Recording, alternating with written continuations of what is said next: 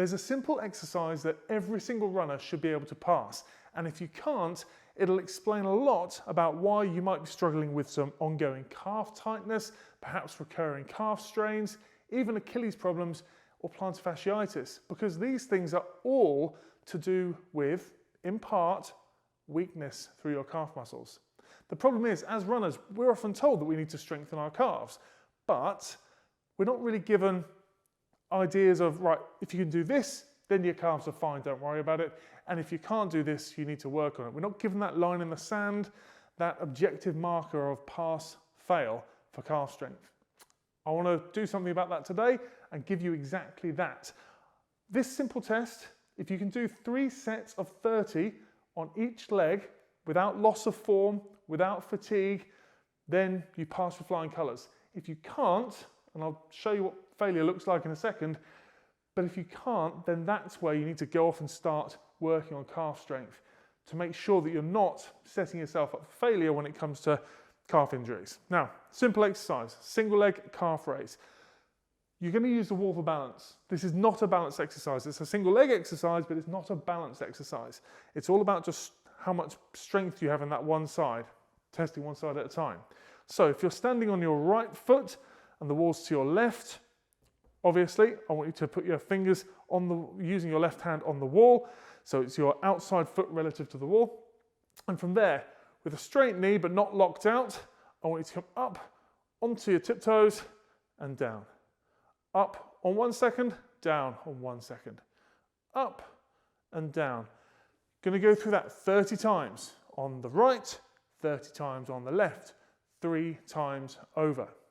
If you can do that, and you can, at the end of that third set, numbers 28, 29, 30, you're coming up as high as you were at the beginning of the first set, so you're not losing height because of fatigue.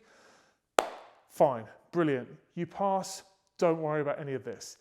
If, however, and I know lots of runners will try this and be quite surprised, if you fall short and you find that those heels are dropping, you're not getting quite as high as fatigue kicks in, then this is something you need to work on. Or if you feel like all of a sudden that smooth descent turns into this jerky, kind of shuddering descent on the way down, well, that's more to do with the way the nerves and the muscles are interacting. This kind of neuromuscular control is going out of the window.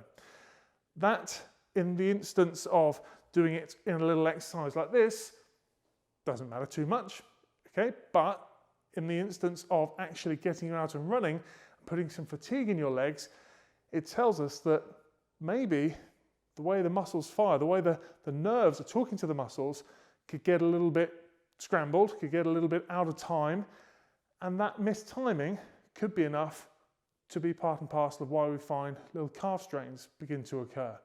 The coordination of the firing pattern begins to get a little bit out of whack. So again, what we need to do is start building a little bit of strength through those calves, building the capacity to withstand the fatigue, to be able to then not get into that situation.